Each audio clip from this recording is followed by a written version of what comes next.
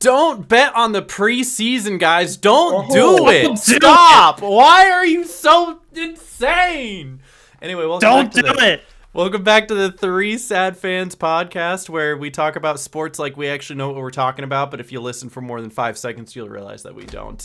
We are at least repping our teams this time. You can tell who's who. Let's go! I'm wearing the same shirt.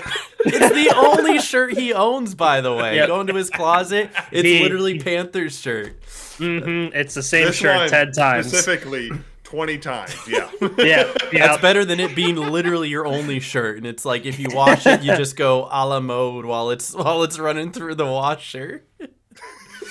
Ew. You're like, hey, I time my showers with when the washer is going, and so like it just works out that way. Never have you're to both change clean. anything else. No, Exactly. absolutely not. Yeah, but the secret is he actually owns 2 pairs of pants. So Yeah, of course, yeah. Yeah. That's anyone. Both black, so the stain's high. you would never know, they look exactly the same.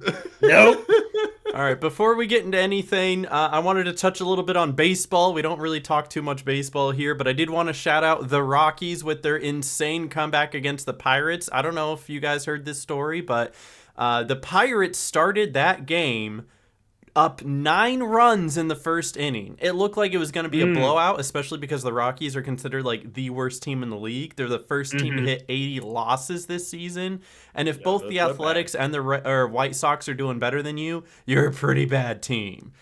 But really bad. What's crazy is somehow only being down 5 in the bottom of the 9th, they came back and won the game 17-16 on a walk-off home run. Wow. Mm-hmm. And what's Really football scores. Yeah, Yeah, it literally I was gonna 16-17. It looks like a football score, which is ironic because the last time these two teams played in the NFL, the final score was 13-6, which was ironically less than the baseball score.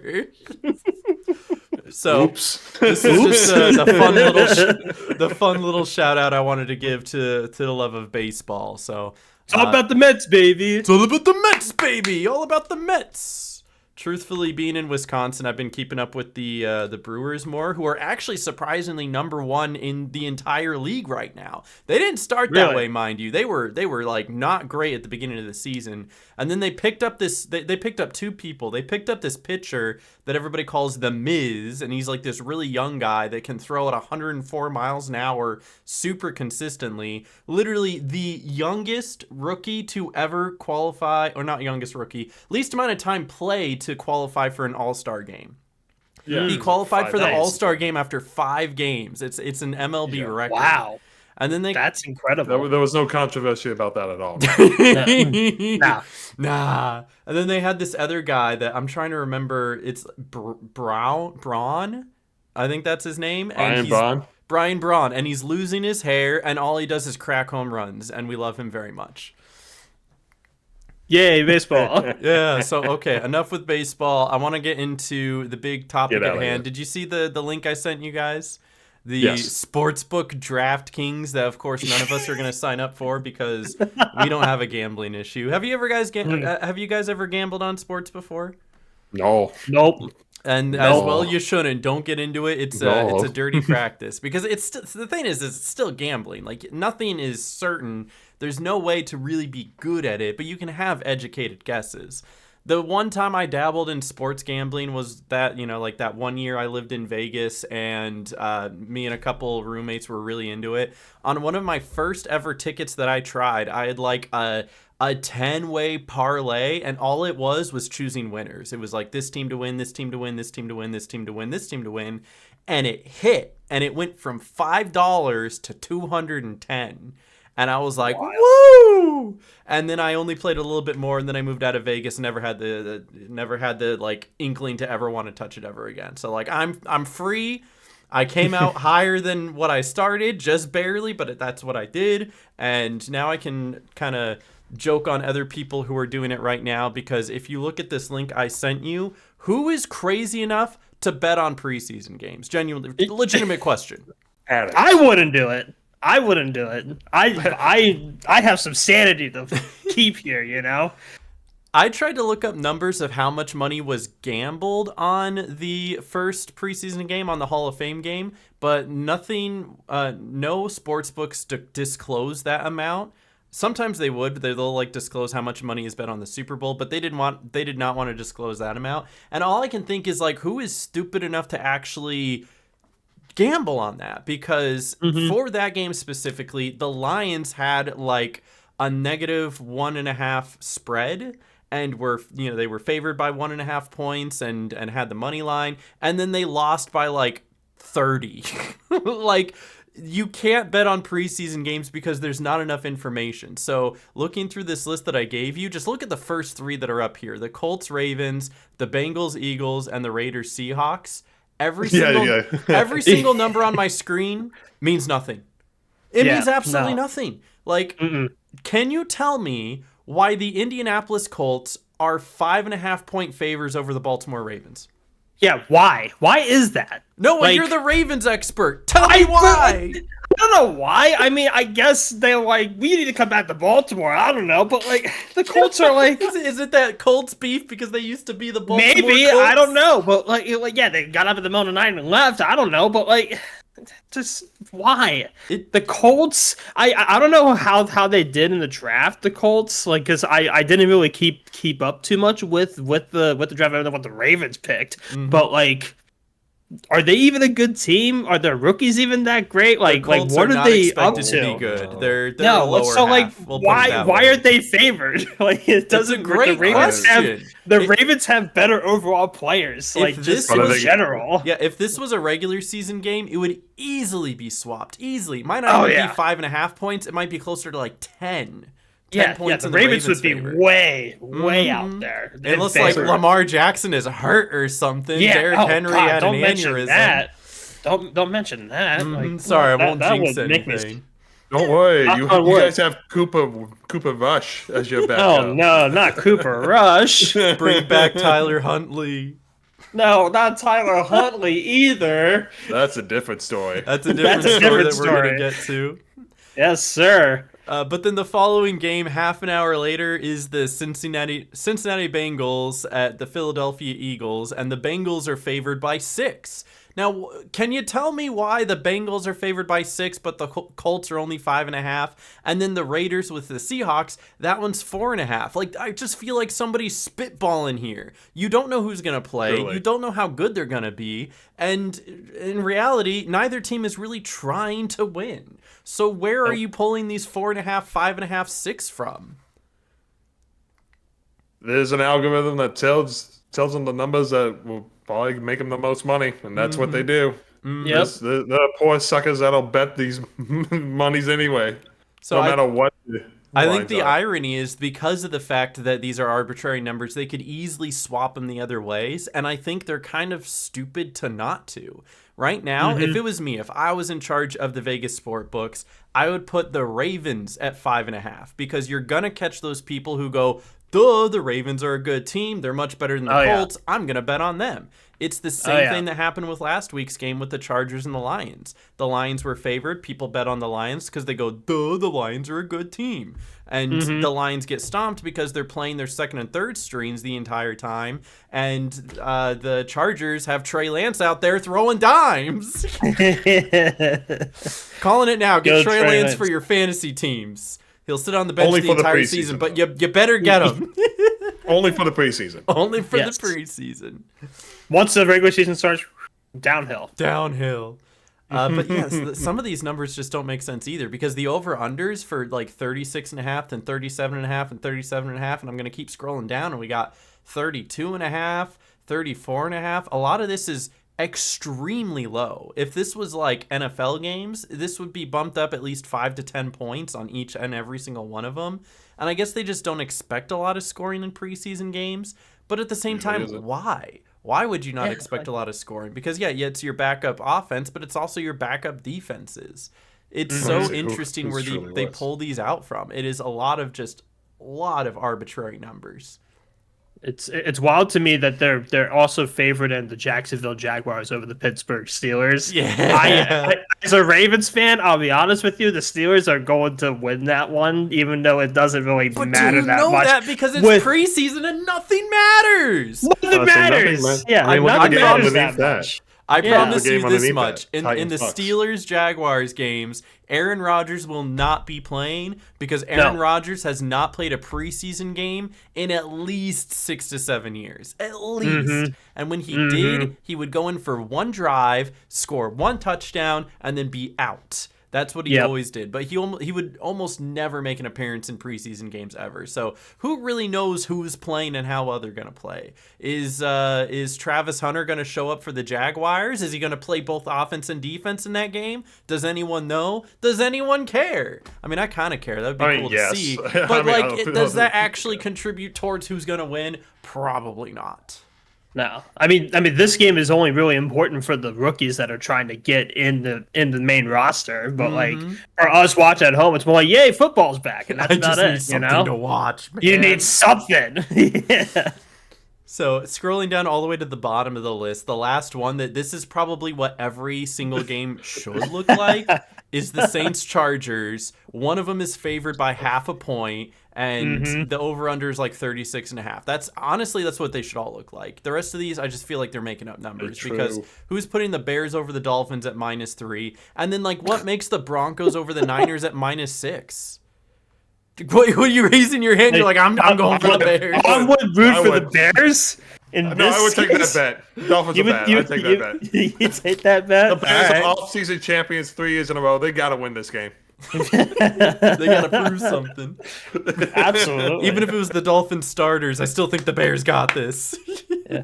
I'd be curious to see if like there was like a number for this like bet for the Saints Chargers before the Chargers Lions game last week to see if there was like a bigger differential there, because obviously the Chargers winning against the Lions last Thursday was one incredible to see, but then also like what was the variance there? Did them win and be like, oh, the Chargers are actually a good team preseason, maybe we should bet on that instead? Which is so ironic because of the fact that the Saints are expected to be like the worst team in the league. There is no reason they should be favored at all. Even if like the Chargers proved themselves and now it's an even bet, why would you even think the Saints would be like favored in the first place? Not you, but like whoever's creating the sports book here, right? Even if you're like the Chargers backups obviously showed that they could put up 34 points or whatever it was.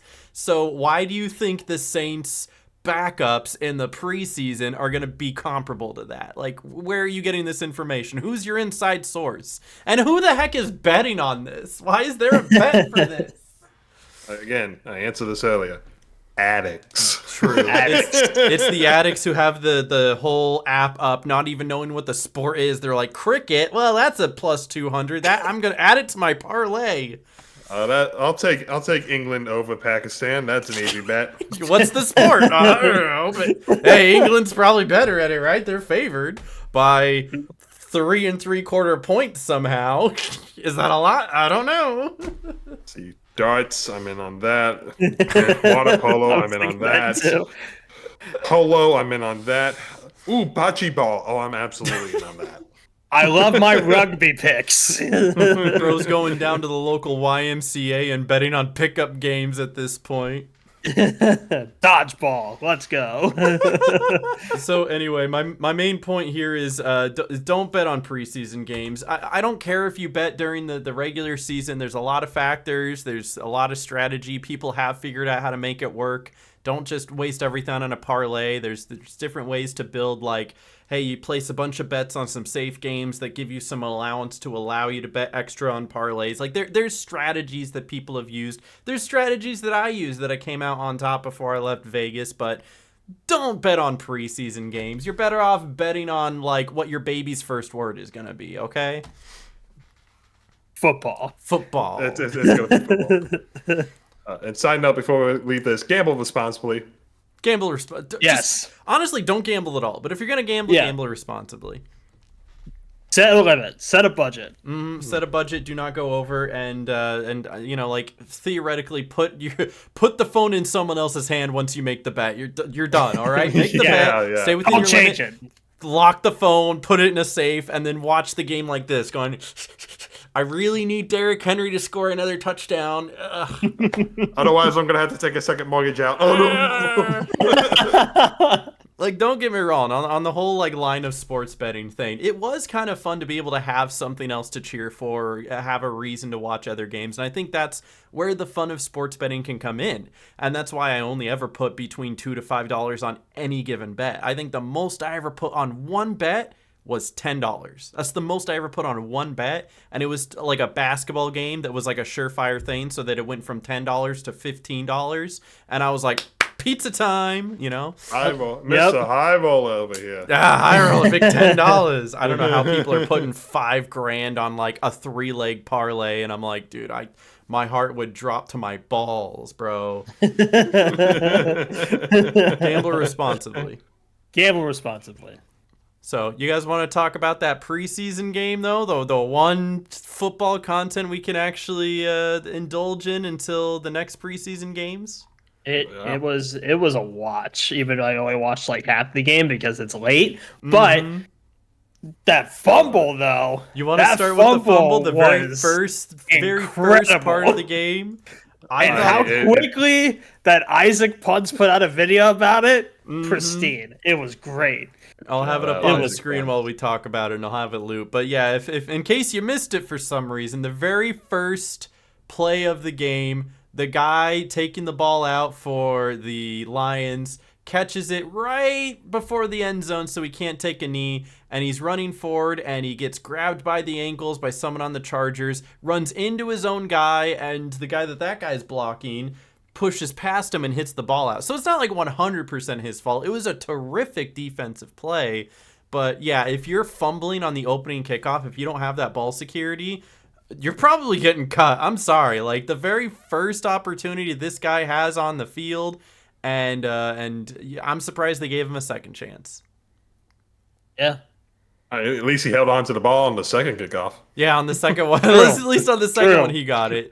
Didn't run it back for no touchdowns. Was it like every other like kickoff after that, like he was fine? Like it was just that first instance on the very first drive was just like the fumble happened. It was fine. Yeah. And I think he only took 2 kickoffs. I could be wrong. I only kind of half watched the game. I believe that, yeah. But yeah, they usually try to cycle out as many players as they can throughout the game so that they can give everybody a shot to prove themselves. But if you only get two chances, 2 shots, and one of them you're fumbling, that's a big mark against you. Unless you're taking it the other way for 6 on your next one, there's no way to balance that out. Absolutely. But can we talk about the superstar of the night? The kicker? No. Actually, I have 2 superstars for the night that I wanted to talk about from that game. Can you guys guess who it is? I mean, you said the Trey kicker. Lance. It's Trey Lance is one of them. Trey Lance is one of them. I have a graphic Trey for Trey Lance. Lance. I just don't have the other one. So Trey Lance with 13 of 20, 120 yards and 2 touchdowns. And I'm not going to say I called it, but in our last episode where I was like, my boy Trey Lance, let's go. Pick him up in your fantasy, preseason fantasy. It's definitely a thing. Yep. I'm not lying about that. Were you guys impressed with his with his decision making with his throws? Yeah, he's all right. I mean, it's preseason, right? He was going up against other backups. If it was the Lions starters, he definitely looked worse. I mean, he did all right. He got 2 touchdowns out of it. I mean, he's definitely a backup for nowadays. So I think if he puts up performances like this in the rest of the regular preseason games, he'll be a solid backup. You know what? Who's their starter on the Chargers? Like Justin Herbert. Justin Herbert. He's Okay, yeah. They usually rate him in like the top 10 quarterbacks, and even though his team doesn't always like succeed, he's pretty good. I'll tell you what I saw from Trey Lance specifically, though.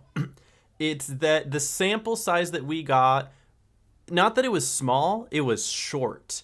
His two touchdowns came off of like turnovers where he had a short field to play with, which is why his 2 touchdowns only came off of 120 yards. Typically in the NFL, you'll see an average where the amount of touchdowns that a quarterback throws equates to about 75 to 100 passing yards, because that's how often they go down the field. You know, you usually get the ball on the 25, and it takes you 75 yards to get the touchdown, or maybe out of 2 drives, you get 20 on one of them, and then you get 80 on the other one. And so every 75 to 100 yards would equal 1 touchdown. For him, it was 60, which is below average, which just tells me that he had short fields. It's great that he didn't throw a pick, and it's great that he didn't choke in the red zone. That's awesome. But you also set him up with really beneficial field position, and I'm glad he was able to succeed there. But with what I saw, especially with only 13 of 20 being, what's that off the top of my head? 5 times 13 is 65%. Yeah. He's like a middle of the road quarterback. He would do well on like the Titans. He would get the starting job on the Titans, but he's definitely sitting as a backup on just about every other team in the league. Oh yeah. Absolutely. Mm-hmm. Yeah, he did pretty good from the amount of play that I saw. A lot better than the Lions quarterback, for sure. Yeah, whoever they got for the Lions. They had a couple Lions quarterbacks, but I don't quite remember their names, and there's a reason for that. I believe it was Kyle Allen was one of them. Mm-hmm. I mean, he's been a journeyman for years. I mean, dude's a certified backup. You know, Kyle Allen was once upon a time the Panthers starting quarterback from a time long ago that we don't talk about anymore.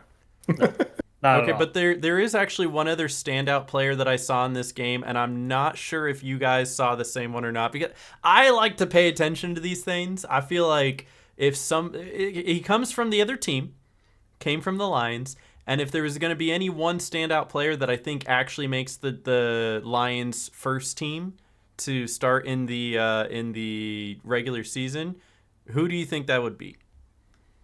I don't know any names. So You're like, I don't even know any of them. I don't know all their names. I remember just because he had kind of a funny name, but his name was Tesla. Oh, him. Okay. Mm-hmm. And he ran some great routes. He had some great hands, and he actually looked like he knew what he was doing out there. So although the Lions did not score a lot of points, and you probably attribute that to the quarterback play, the wide receiver play from Tesla actually did pretty good. His name is Isaac Tesla. But you know, he was doing pretty good that Thursday night game. And so I would expect that in the upcoming preseason games, he's going to get more and more time. He's probably going to play a little bit more, being in on more snaps. And Dan Campbell is going to see about putting him on, maybe not like, he's not going to make wide receiver 1 because you have Amon-Ra St. Brown, but he would be a good like 3rd or 4th option. He's got to make the 53-man roster. I think he does. I genuinely think he does. So, I don't know. That's just, that was my first impressions, at least of player breakdowns from the game. So, I don't know if there's anything else you guys wanted to add before we got into the more kooky aspects of the game. I would say if we're talking kooky, let's talk about that electronic measurement. Oh yeah, I already have that up already. That was kooky. That was awesome. And it became the running joke for the rest of the night of like, hey, I need my virtual measurement for this. I need my virtual measurement for that. It was just hilarious. Jarvis, bring up the virtual measurement. Yeah, like literally, it. I hope it doesn't completely get rid of the chain gang, because I think those are also really funny, like the index cards, you know, like, but just bring back the index card. Bring back the index card, you know, but like, if it's gonna give more accurate like read-ins for like what if like a ball is like on the line or not, that I think it's good that they're implementing it, but the index card, man, it's the index card in the virtual measurement. Because I'm the one that runs the Twitter account for 3 Sad Fans, and I just like to mess around and be funny. Barstool Sports tweets out the virtual measurement, bring back the chain gain, and I actually replied with, bring back the index card. It's got the picture of him with the index card there. It's so funny. It's like, how can you not see if it's a first down or not? Do you have eyes? Right? Literally. And like, how does that work? Like, how does that tech work? It's like no, it radar? doesn't. That's like, the whole point. What are they doing with an index card? It doesn't do anything. I think they're just trying to measure to see if there is space between the chain and the football. But you can use your eyes. Yeah, it wasn't that dark out. You need a feeler gauge or something to figure it out, you know? Also, shout out the fact that we got the tweet out before Barstool Sports. You see that 4 minutes ago there, but I scrolled down. Ours was 7 minutes ago. We beat them by 3 minutes. 3 whole minutes, baby. Let's go. We got 0 likes, but we beat them by 3 minutes. Let's go. That's the originality. There you go. So I know that they're not actually going to get rid of the chain gain because those people do have a job. They have a reason that they're there, and that's so that the actual players can see and visualize where the first down marker is, right? You can because they stick it in the ground, they stretch the chain out, and they stick it in the ground, and then they put that little orange arrow on the sideline so the players know, because the players don't see the blue line, the players don't see the yellow line. They got to know by the things on the side of the football field. And so when it comes to the middle of the field, a lot of times the players are just guessing. They're just kind of reaching and hoping for the best because they don't have time to calculate, okay, I just passed the 35-yard line and the first down is the 38, so that's 3 marks out, so I got to reach it this far. They don't have time to calculate all that. They're getting hit by like a 300-pound lineman. Literally, side of the head. So they don't have time to do calculus while they're getting attacked by another guy, you know? So it's like... It's literally what it is. Yeah. So I like that the chain gain is still there. They're absolutely not getting rid of the chain gain in case anyone was worried. They have to be there for the players' sake. But when it comes to these vital inch measurements to see if the first down was actually achieved, I think I prefer the virtual measurement because of the fact that the biggest error that happens in the NFL is not figuring out if it crossed like the line. It's where the ball is meant to be spotted. And you can do that a lot easier virtually rather than the referee trying to remember where he saw the ball last and then put it on the ground at that spot that he thinks he saw it last. Oh, yeah. Because that's where the disconnect comes from. Yeah. Human error is the biggest disconnect when it comes to football. Absolutely, yeah. The Bills might have gone to the Super Bowl last year if it wasn't for, like, a bad placement of the ball. I think there was a camera line that clearly showed Josh Allen reaching the ball over the first down marker, but because the referee didn't see it and they can't prove it looking at the replay for some reason, it was too close to call. They just had to say that he didn't. So yeah, there's way too many situations where that happens. Like even just like in critical games, also like playoffs, like playoff contention games during the regular season. It's just frustrating. So hopefully the virtual measurement like helps with getting rid of that. And I anticipate that we'll probably see this more through the preseason as well. It's very common for the NFL to test some of their rules in the preseason before making it go live for the regular season. I think virtual measurement will also help speed up the game a little bit because that way they can be like, hey, this thing's close. Is it a first down? Yes, it's a first down. Or no, it's a first down. Right? Other than, all right, bring the chains. All right, line it up where again. Did the chain start? I think it was here. I think it was here, yeah. Stretch it out once. Stretch it out index card. And here. I don't know that's if close. you Hold know on. this. Index card. They actually have a guy on the chain First gain down. whose job is to go through the link and make sure none of it is like twisted so that it's as straight as possible so it can stretch the full 10 yards. So, I wonder how much money that guy makes. A guy at the front, a guy at the back, and a guy in the middle being all like, okay, is that good? I don't know, that guy probably still gets paid more than you and me, that's for sure. 2 weeks in a row with the same joke. Let's go. Let's go. All right, where's my list? What did we have next? Wait, there's a few things to talk about next. I do quite remember. I do recall. Let's talk about the Browns and their questionable decisions lately. Especially when it comes to their quarterbacks. Why do they have 6 quarterbacks? I was like, let's count them out. 1, 2, 3, 4, 5. They have 6. They literally have 6 quarterbacks on their team. I get the count from Sesame Street. The number of the day is 6. Yeah, the literal. What is this, Sesame Street? Like what? All right, let me recall exactly how many quarterbacks can a team have on their roster, right? Because Theoretically, 53. so they can It have might be. It actually might be two 5 on an for the Browns. active But game day roster plus an emergency third. They can enter the game if both are unable to play. But yeah, the emergency third quarterback must be on the 53-man roster and cannot be elevated practice squad player.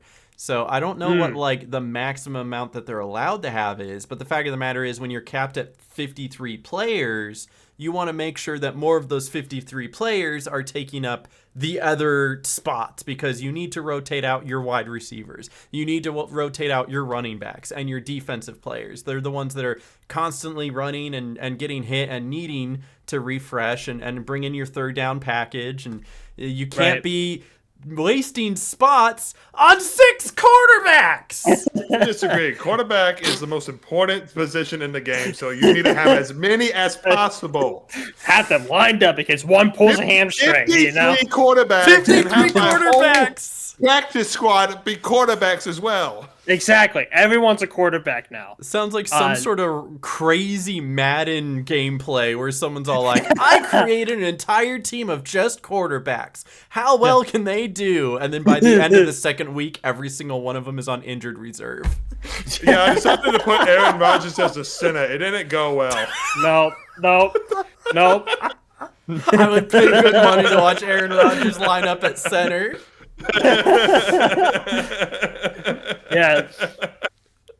So the Browns have 5 right now instead of 6. It's 5. It seems like they from have what I've 5. heard is that they're aiming to try to cut one of them before the season actually starts. You know, get rid of one so that they can have 3 active and 1 on the practice squad. And so that would leave them with 4. So there's been bets going on. And again, don't gamble, kids, or gamble responsibly. There's been talks going on and bets going on about who they're going to release. And a lot of people think it's going to be Dylan Gabriel, the guy they got from Oregon.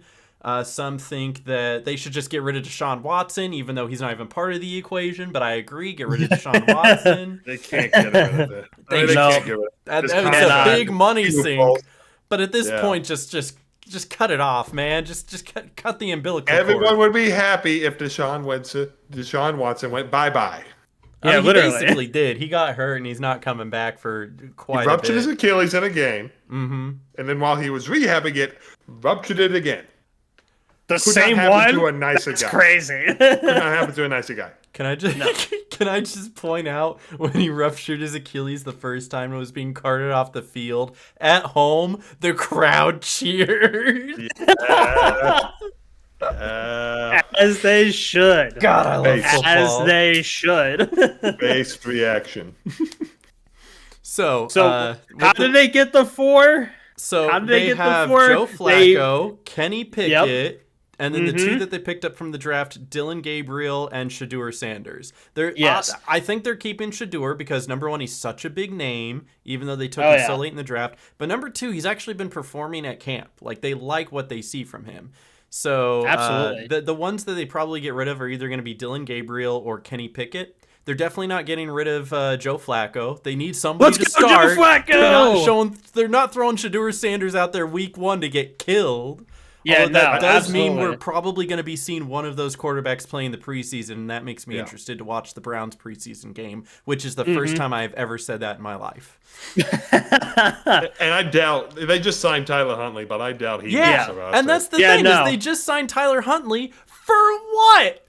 Why? It was injuries, I believe. Yeah, it's because 2 of Pickett them got hurt. 2 of them Pickett got hurt during. and Sanders I think, got hurt. Yeah, they got hurt during during practice, during training camp, and it's like, dude, maybe go a little softer during training camp, or maybe work a little harder on your what is it called? The thing that's like the strength training, the conditioning.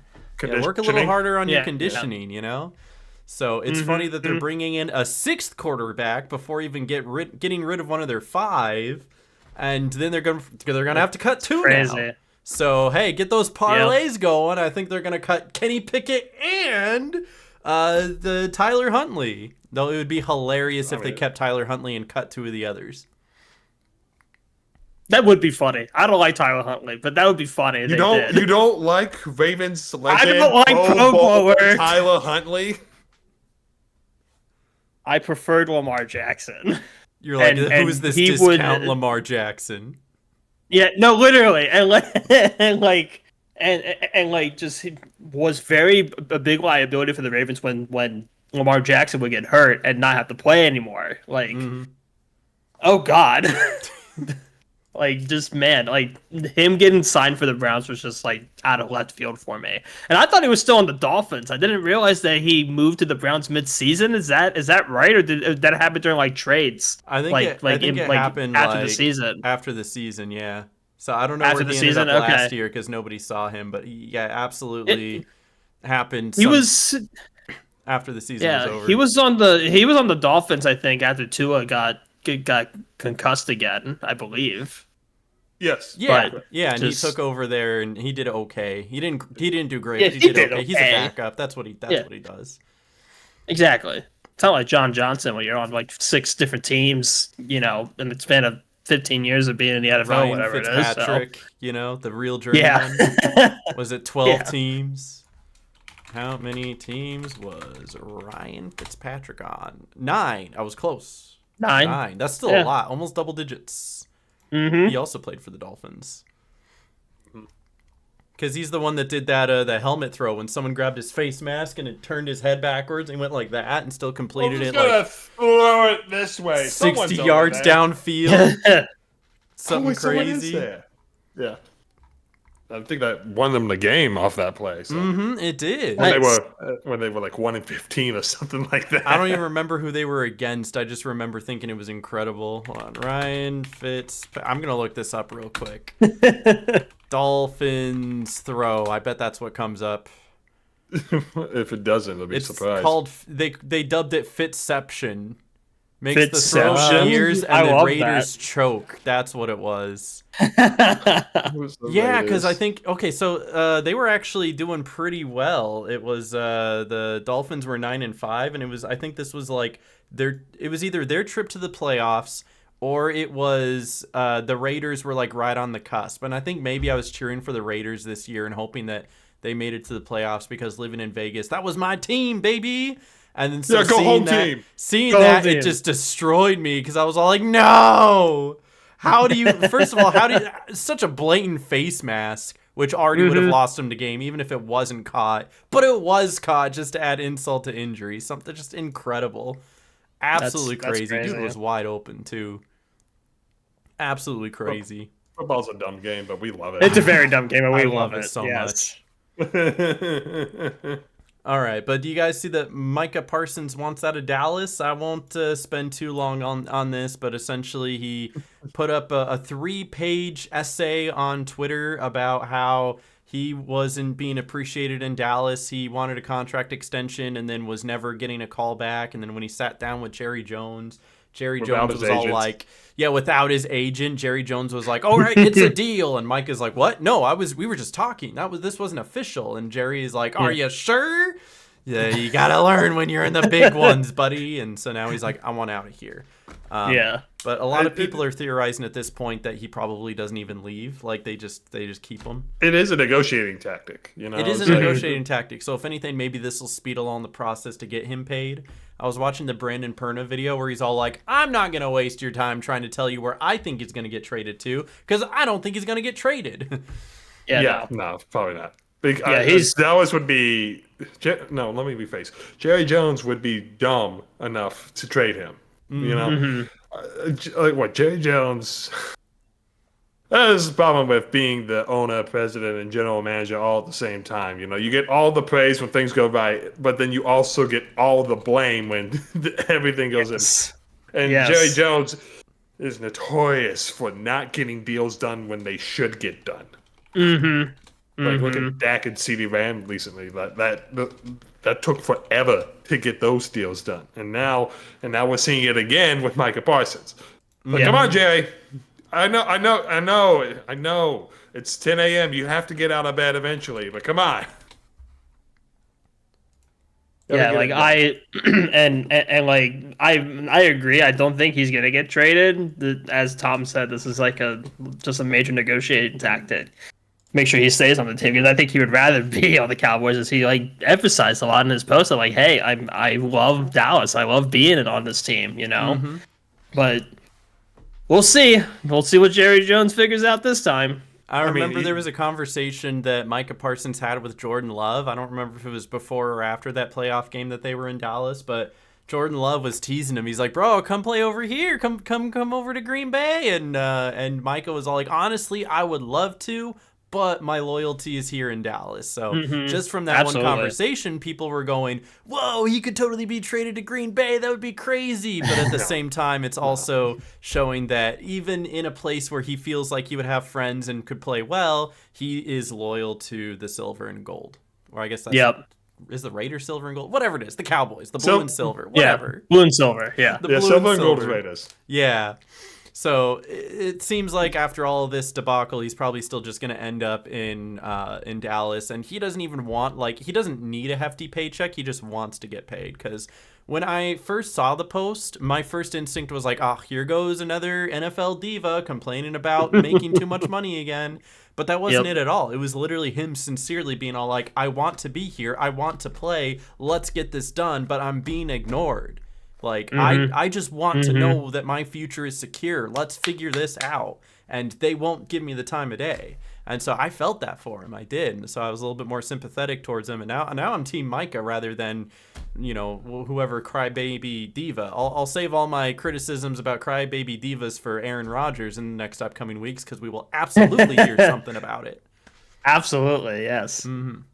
I mean, it's also so easy to be anti-Jerry Jones, so, Oh, hate Jerry Jones. Guy's been playing 1990s football for the past 30 years. Literally. And where's it got him? Not the NFC Championship game.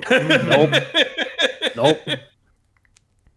All right, you guys want to get into some, what was the division predictions, at least for our divisions? We probably won't have time to go through all of them, but at least for ours, like who you think is going to place first, second, third, and fourth? I don't know if you guys put any through that quickly. Yeah, if you guys put any thought into that. Who wants to go first? Any volunteers? I'll go first. All right. I've got it in my head. All right, let me bring this up so I can show everybody and write down what you're thinking here, because I love big old NFC South, yeah. The big old NFC South. We do love our NFC South. We're known for good football recently. Yeah. You're known for having football. Good yes. Football. Right? Very, very competitive group of people. Very. All right. So looking at between the Saints, the Buccaneers, the Panthers, and the Falcons, what are you thinking, Tom? Saints are last. Saints are so immediately four for the Saints. Saints are last. That's a hot take. I know a lot of people think the Saints will be competitive this year. No, I think they'll get 5 wins at most. But they play the Panthers twice. Those are easy wins, right? Yeah, probably. There'll be 2 of the 5 wins.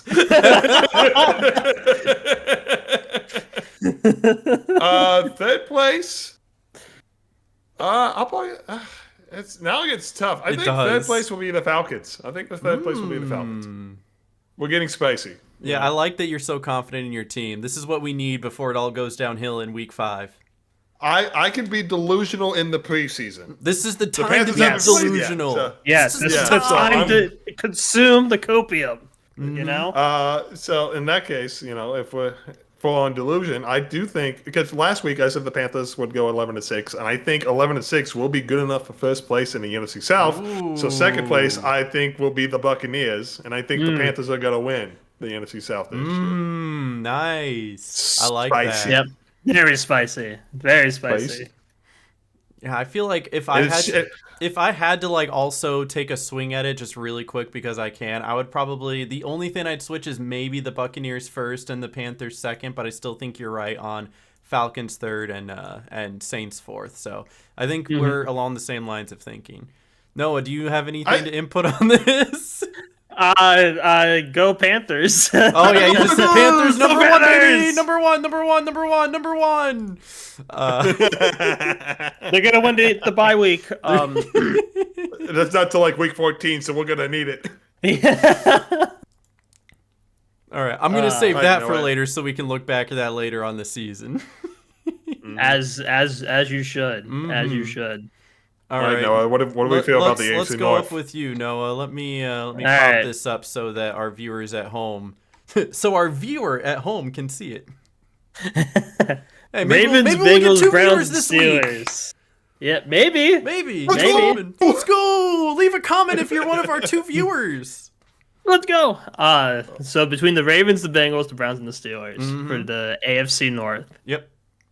I really think the Browns are going to be on the bottom. All right, Browns number 4. I have no spicy take. I have no doubt in my mind that the Browns are going to be on the bottom of the leaderboard. With their 6 quarterbacks, they're bound to be somewhere. The Bengals number 3. Ooh. The Bengals have always been. I actually like the Bengals a lot. And speaking as my allegiance with football is that I'm a Ravens fan first. I'm a Joe Flacco fan second, and then I root for AFC North teams as they like play. That's crazy. That is I know. interesting. I know Usually it's they're wild, division right? rivals. Except the Steelers. Hate the but, Steelers. Okay, there you go. There you go. But Bengals are a pretty good average team. They were very close to getting into the playoffs last season.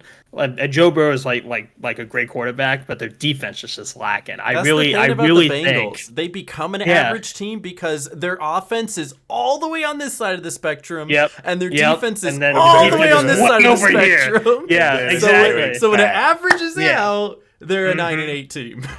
Yeah, exactly. So I think Bengals will be third place for the AFC North, and It's probably a good spot for them. yeah, it's really a toss up between the Steelers and the Ravens. They were very close at the end of the last season, just like going by regular season. But I really think the Ravens are going to top it out and be number one. Ravens number 1, Steelers. Yeah, number Steelers two. number 2. You can never put the Steelers at number 1 because they are always the 9-8 Super Bowl. Always. As soon as they get a winning record, they stop trying. Exactly. 9-3. Everyone clock out for the rest of the season. I really do think though that like this is just me basing off of how they performed last season. I think with the changes being made, especially on the Steelers, and it might be that the Steelers are lower than that. But I really think that it's going to be Ravens number 1, Steelers 2, Bengals, and then Browns. Yeah, like, see, that's, I'll that's my piggyback that prediction. because your secondary thought is my first thought. I think it goes Ravens and then Bengals and then Steelers and then Browns. And even still, I think the Steelers might absolutely fall apart and the Browns might even be better than them. Who knows? Yeah, maybe. I am not high on the Steelers this year at all. It would be really funny if it took Aaron Rodgers to break Mike Tomlin's winning season record or non-losing season record. Because how many seasons in a row has it been now? Like at least 10? 20. 20 or so. I don't know if he's close to 20, but it feels like it's 20.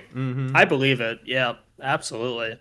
So, Tom, do you have any thoughts who you think is going to go first, second, third? I think Browns 4th is good. I think Ravens will win. It's a toss-up between the Bengals and Steelers because, again, the Bengals just need to outscore everyone. They need to score 60 points a game if they want to be competitive. Right? Yep, absolutely. And if they can't do that, they're not going to win games. So, I think I can see it both ways. See, I'll put both of them at 2.5. Yeah, 2.5. 2.5 for both of them. They're just gonna tie. That way I can never be wrong, but at the same time I'll never be right. See, I play both sides, so I always come out on top. All right, we got that settled. Now for the toughest division. The I actually NFC thought North. the AFC would be the tougher one, personally, but the NFC, I think the reason why the NFC will be tough, NFC North, is just because of how, like, unknown how much of it is, right? So the Vikings are a big question mark. I know. With the NFC South, there's so much that people, like, already know. They know that the whole division is going to be mid. That they know that the Saints are going to be bad. But when it comes to the NFC North, like, who knows what's going to happen here? So for me personally, I always got to put Packers number 1 because I'm delusional. I got to. Yo, Homer, I get it. Opium. But we're actually not going to do that because I'm going to be a little realistic. I'm going to put Packers at 2. I'm sorry. But yeah, so it's actually, I think it's going to go Lions number 1 because they're always a good team. They have been for the past several years. They went 15-2 last year, and I don't see that slowing down. Packers, I think, are slightly behind them, going to take that number 2 spot. And then I'm really not high on the Vikings. I know that they're bringing out J.J. McCarthy, and people are thinking J.J. McCarthy is going to be crazy. But I actually think that the Vikings are just they're gonna crash and burn. This is the year that the Vikings crash and burn, and I'm gonna put the Bears at number 3. I think the Bears are starting their building block.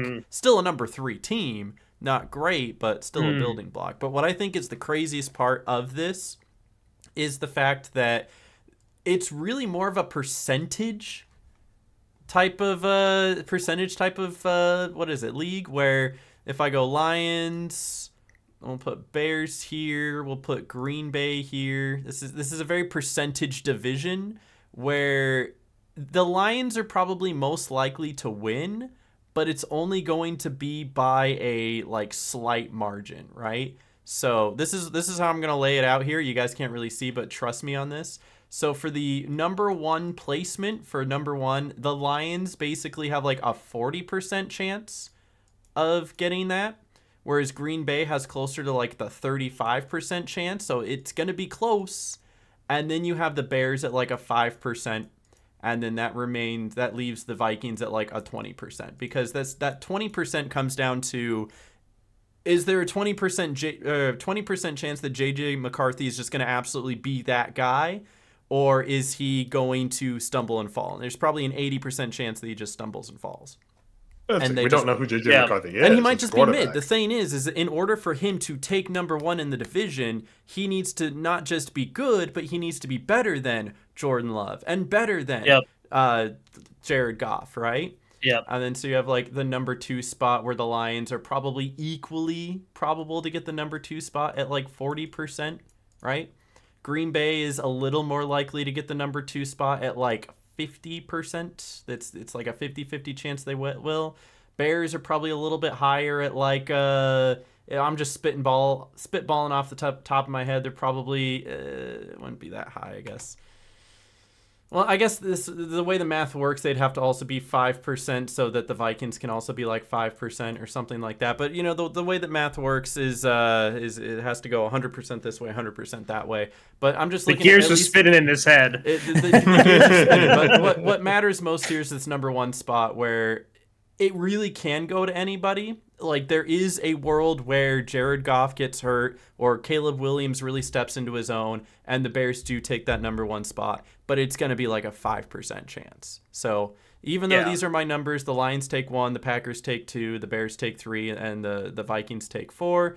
I do think it is probably more likely that the Vikings do a little bit better than the Bears, but this is just my guess.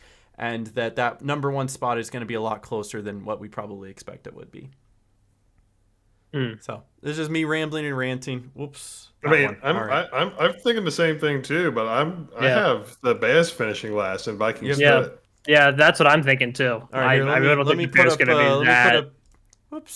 up your guys' predictions here. Hope the viewers are liking my background. It says 86 days until Halloween, guys. You so excited? Let's go Halloween! Let's go Halloween! My favorite football event. All right. So let me lock in your guesses. Tom, what did you say?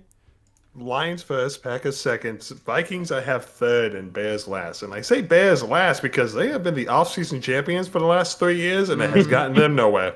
Yeah, that's probably pretty fair. I think that's what most people have. I just wanted to go off on a limb and say that the Bears probably do a little bit better than the Vikings. That's my hot take, and it's not even that hot of a take. What do you think, Noah? Yeah, I agree with Tom. I think the Lions going to be first, Packers second. I think the Bears are going to be last place. I don't have any faith. The Bears still suck. The Bears still suck. The Bears still suck. They really, really, really, really, really, really suck. The Bears still suck. All right, so I got that locked in along with our predictions earlier that we did last week. There you go. Beautiful. And then I want to ask you guys one more thing. Outside of the teams that we expect to like win divisions and expect to go far, like the Ravens or the Lions or the Eagles or the Chiefs, do you have a dark horse team that you think could make a playoff run? And that just means that they make it to the playoffs and they win like one game. That would be enough of a playoff run. Last year, to give you an example, would be like the Washington Commanders, who picked up a rookie quarterback and then out of nowhere started winning games and then went all the way to the NFC Championship game to lose to the Eagles, where they very winnable. Very winnable.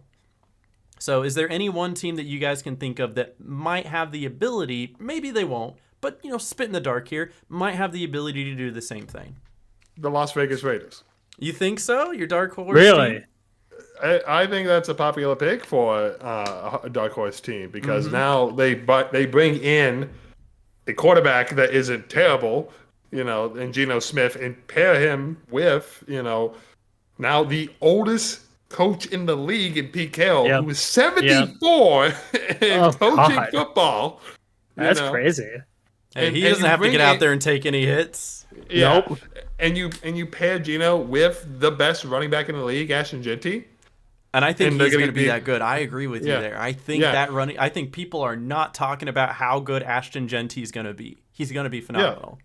So I think the Raiders, especially now getting Max Crosby back healthy and that defense getting back healthy, I think the Raiders have a legitimate chance to make a run to the playoffs. I think there's a chance that the AFC West will be like the NFC North last year. It'll be the best divisions. Yeah. I genuinely think the same thing, 100%.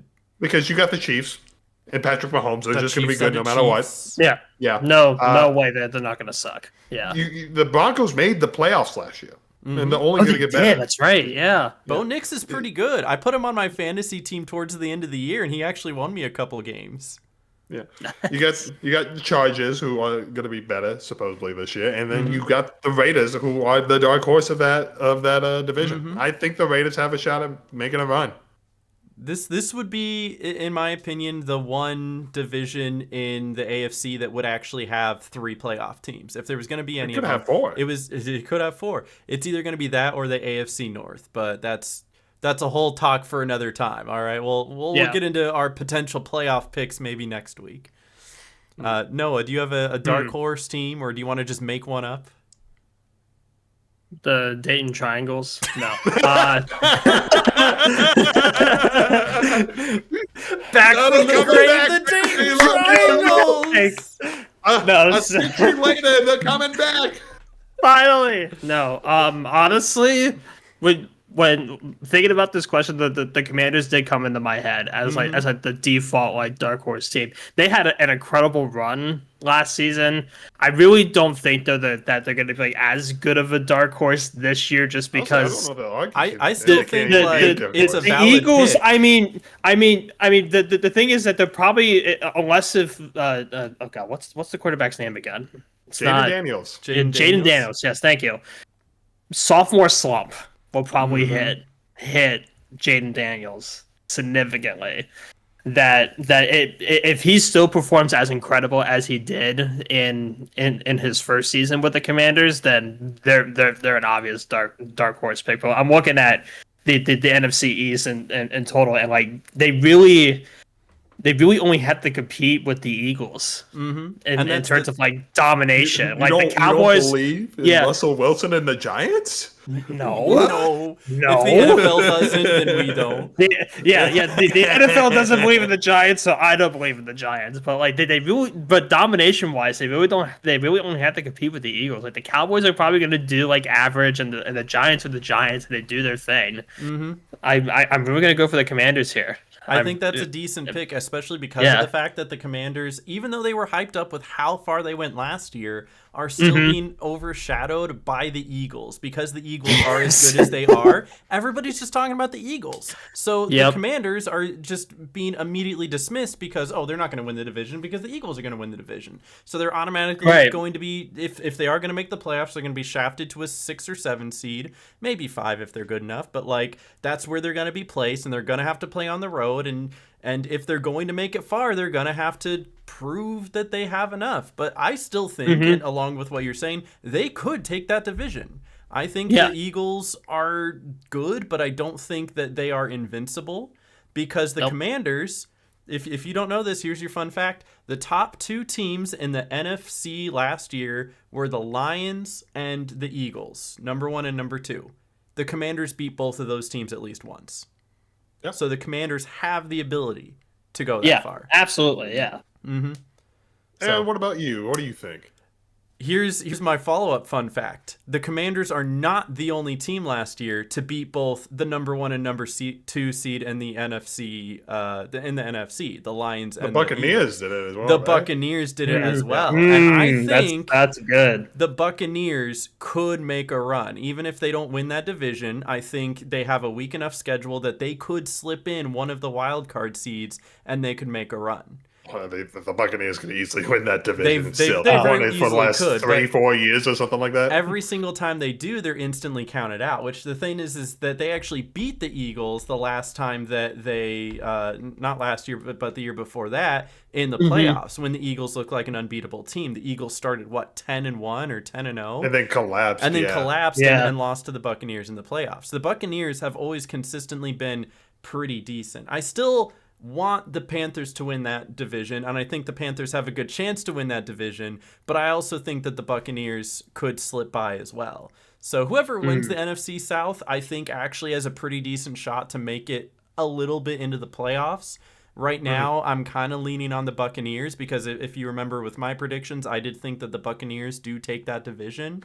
So whoever takes the NFC South, I think dark horse could make a little bit of a playoff run. Right, that's a good pick. I like that. That's a great pick. I was only thinking about it the past 2 weeks, so I still want the Dayton Triangles to come back and do their thing. You know, bring back the Dayton Triangles. Shall we move on to our game to finish it off? Absolutely, we should. Absolutely. I think I accidentally closed out of it, so let me bring that back up, and then I would love to get that going for you. So our game this week, just a fun little thing that Tom, I don't know how you got the free time to put this together, but I sure am glad that you did, is a little game that we like to call Name That Logo! The best NFL logos of the 20th century. So obviously these are all older logos, and Tom is going to walk us through, and maybe some of these will be recognizable, maybe some of them will be really easy to off the top of our head, and maybe some of these are for teams that don't even exist anymore. We would have never even known what they were called. So like the Dayton Triangles, baby. I'll give you a little rundown. I curated 10 of some of the most, what I thought were unique and fun logos of the 20th century. And we're going to go back and forth to see if you guys can identify it. I'll ask one of you, hey, can you identify this? If you can't, we'll go to the other person and they'll get a shot. All right. And we'll see how it is. I like the spinning football. Yeah, we love the spinning footballs. Football! Yeah. I got one of those too. Football! Yeah. Football! So, our first answer, and if you'll go to the first slide, I've got the first slide up. Can I name this team? God, I'd hope so. From 1961 to 1969, is this the Detroit Lions? Yes, that is the Detroit Lions logo that you He gets a point! 60. Why it looks like a third grader drew it. I almost thought this was Chat GPT. Looks like something you would put on like a middle school's like uniform when they're playing for like the I don't know the what's the name of a middle school Brown Middle School Lions. Let's go. I love that. But yeah, I chose it because it literally looks like a third grader uses it, and this was a professional football team using it. So. I can only imagine their jerseys with like this. Selling merch back then? Probably not like they do now, but definitely not like they do now. All right, next slide. Noah, can you identify this team? The logo is from 1970 to 1973. See, to me, this reminds me of the Rams, but not Los Angeles, like when they were in St. Louis. So I'm gonna say the St. Louis Rams. That is incorrect. Dang. Aaron, do you know? This is screaming Bills to me. Is this the Buffalo Bills? It is the Buffalo Bills. I like how it has a little penis. Do you guys? It's its tail, Aaron. Jesus. Well, you gave me a silhouette, all right? It doesn't Yeah, look like a literally. tail. They It's knew what Is they it were the doing. toe. Are you sure that's the tail? Okay. I love that it looks so much like a penis that they had to stop using it after 4 years. And they probably had to stop using it because this is the period where the Bills lost 4 straight Super Bowls. Oh, so, that's a cursed logo. That's what that is. It's a cursed logo. So, There you go. but another hypothetical point to Aaron. Next slide. Aaron, can you name this team? Oh, sure can, baby. That's the Green Bay mother-loving Packers. It literally has a map of Wisconsin with a little star of where Green Bay is. Because I know where Green Bay is, unlike Matthew Golden. Yeah. There you go. Did you ever see that little video where they had Matthew Golden up? They're like, find Green Bay, Yes. and they show him a map of the U.S., and he goes, here, and he points to Michigan.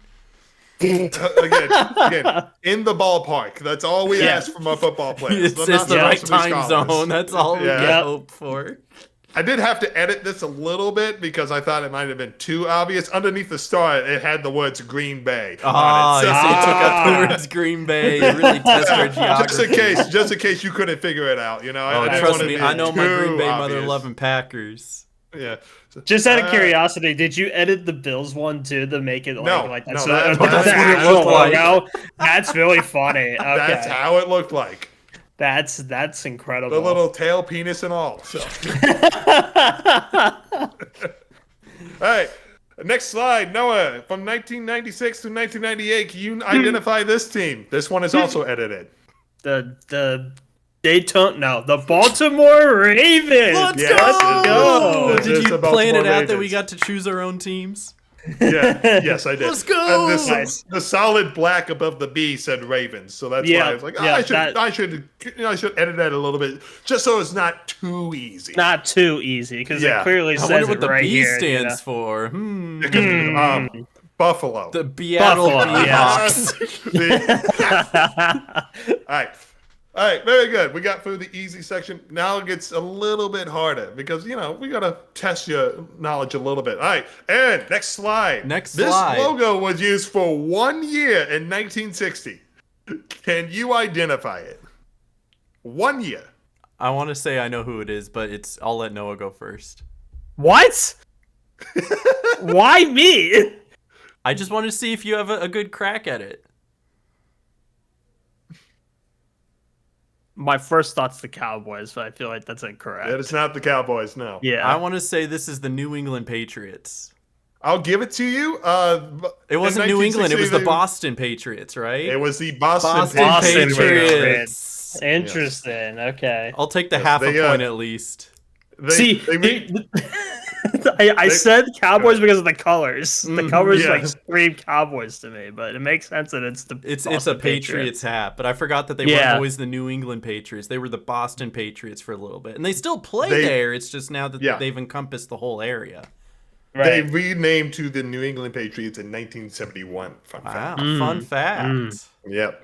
All right. Next slide. Noah. From 1972 to 1979, can you identify this team? See the red symbol in the middle looks familiar. It reminds me of the Oilers. But at the same time, just judging by your face, I'm like, I don't think that's correct either. Go with your gut, Noah. I feel like this is Houston Oilers. It is the Houston Oilers. Yeah, yep. That Good guess, red good call. thing looks very familiar. And they didn't always have it like on a football helmet like this. At one point, it literally was just the thing. Just in the middle. oil tower. Oh, yeah. really? Just the oil tower? Okay. It was just the oil tower. Eventually, yeah. I think in 1980 they ditched the man in the helmet, and it was just the oil tower. Gotcha. So very good point for Noah. All right. Now we come into the hardest part of the quiz. I wish you gentlemen luck because this next one, Aaron, I doubt you're going to get. From 1933 through 1939, this team used this logo. Best of luck. Is this a British team? Like, Is this a soccer team? Whose guess You is would it? think. Who's It going is first? yours. Oh, It it's is yours, mine? Aaron. Yeah. Chicago Cardinals. It is not the Chicago Cardinals. Noah, do you have any guess? I was born way after this logo was even This is created. older than my so grandpa and his grandpa. It's, Okay, get that it's old. actually Like older than 60 both years my later. grandparents. Yeah, it's actually older than both of my grandparents. So, Would you like a hint? yes, I would. I will phone a friend here. Black and gold. It can't be Pittsburgh. Because the only team that I can think of that is black and gold is Pittsburgh, and that would be the Steelers at this point. I'll give it to you. This would become the team that would be known as the Pittsburgh Steelers. This team is the Pittsburgh Pirates. The baseball team. Baseball team. When did they switch sports? Back in the 30s, it was common for teams of multiple different sports to share the same name. That's a fun But- fact. Interesting. Yeah. Okay. They renamed to the Steelers in 1940. Wow. So right Yeah. before this Yeah. was the one before the Steelers. Yeah, for the first 7 years of this franchise's existence, they were known as the Pittsburgh Pirates. They shared the name of the baseball team that had been there for 40 years or so before. Wow. So that's a tough one. All right, next slide. Noah, from 1946 to 1967, this was the logo used. Which team is it? It looks like the Tampa Bay Buccaneers or some Buccaneers-related team, just based off of the cowboy hat on the left side and the gun. I think the this is red. the Buccaneers.